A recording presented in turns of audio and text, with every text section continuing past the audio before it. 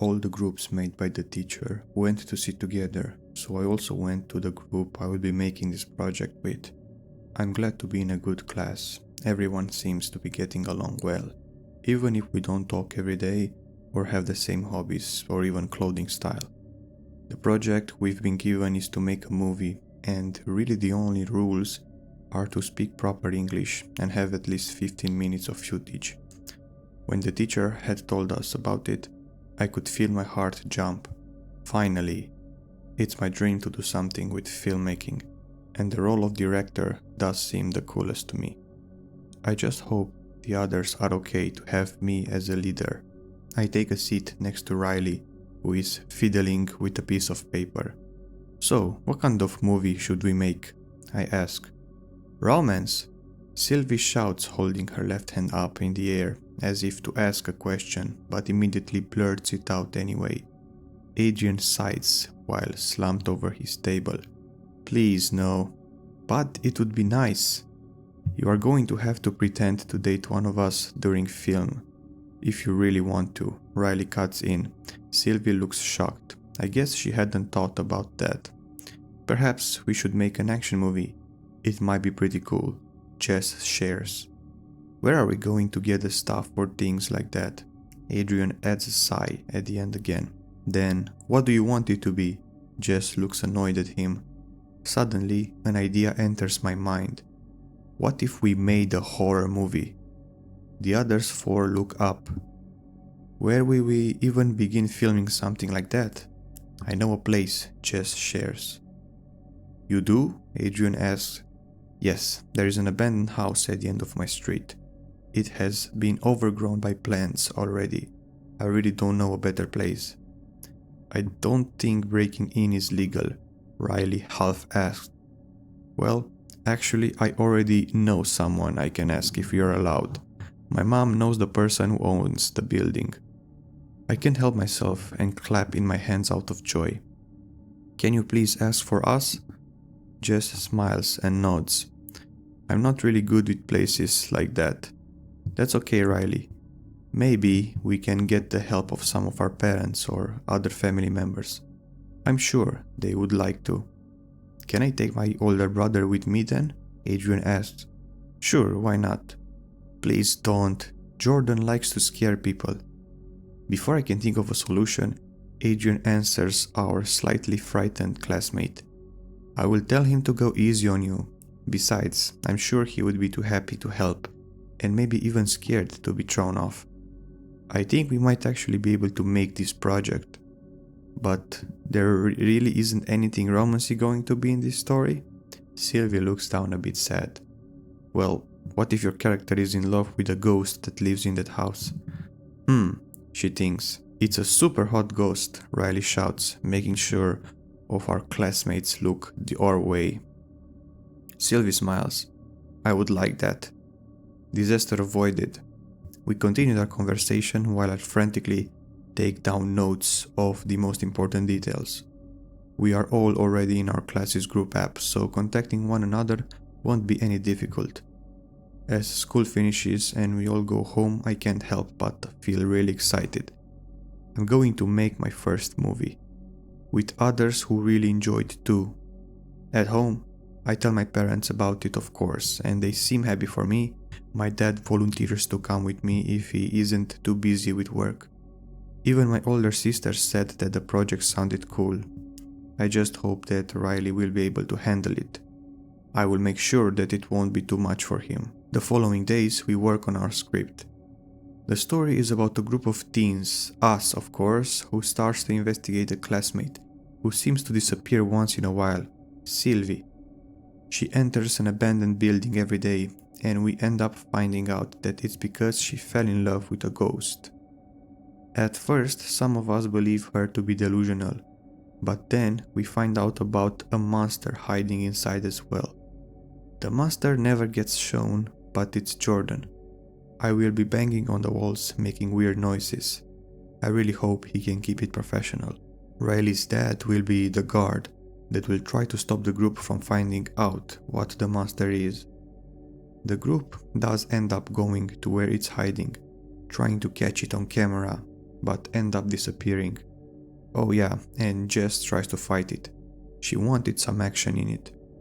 She almost wanted to take her katana with her, but we were able to stop her and just let her take a baseball bat instead. We had decided on making it found footage style, because of how easy it is and also a little bit because it has been getting more popular recently. A couple of days pass by, and as we get ready for filming, Riley got us permission. Adrian walks up to me. "Hey, can I ask you something?" "Sure."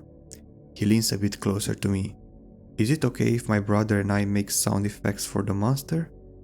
I'm glad to hear him as excited as me. "Of course, that would be great." He smiles brightly and gives me a thumbs up as he walks back to his spot. Finally, we can start filming. The roles are as follows. Riley, Eden, the brave one of the group. I know he isn't, but it's the best role for him right now. He also won't be scared as much as the rest of us, and his dad is nearby if something would have to happen. Jess, Jody the fighter, Adrian is Milo, the one who cares for his classmates and is the leader, kinda. I, Aspen, somewhat of a bully, but who gets at least a little bit of redemption and character development. Sylvie, Rose, the girl in love with a ghost.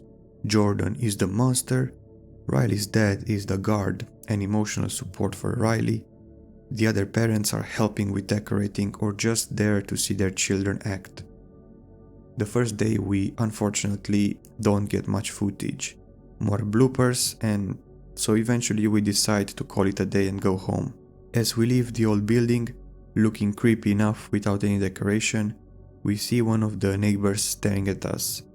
"Good evening," I wave politely, but don't get any kind of response. Could he be angry at us for filming here? "Don't worry, sir, we will make sure not to go here too often, and we won't cause any trouble," but he keeps staring at me.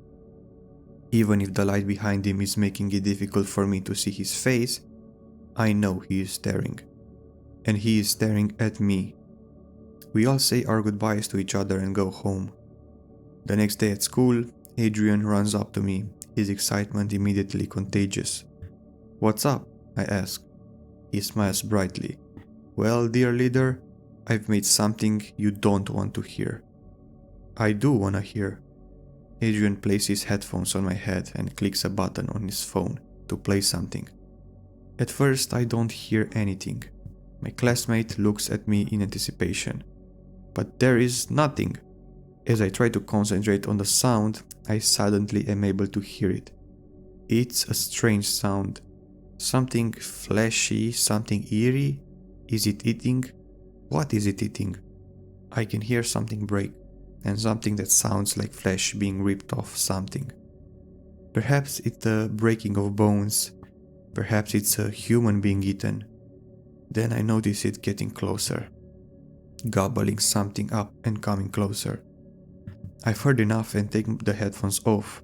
"Sounds perfect," I answer Adrian with a smile, making him smile even more. Yes, I don't think I've ever seen him this happy before. The days fly by, and our project is one of the first to be finished.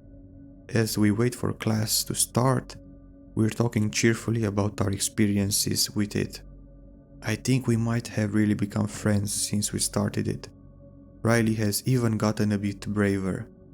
Adrian seems to have gotten happier and more energetic as well. Jess really wanted to help with editing, so she and Adrian added the last touches. "Hey, should we make a part 2 or something?" Sylvie asks.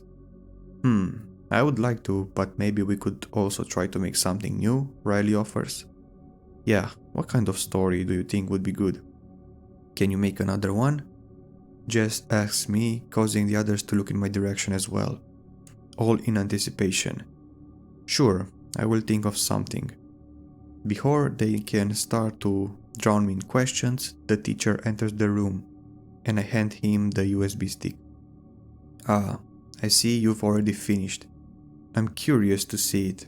He smiles at me as he sees the group behind me. Today is a long school day, and when we're finally finished, It had already gotten dark out. We seemed to be the only class left.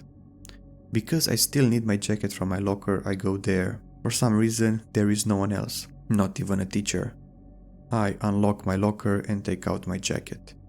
I look up as I suddenly notice a strange sound, almost like something is eating something fleshy, something gobbling something up and coming closer. Will I be its next meal?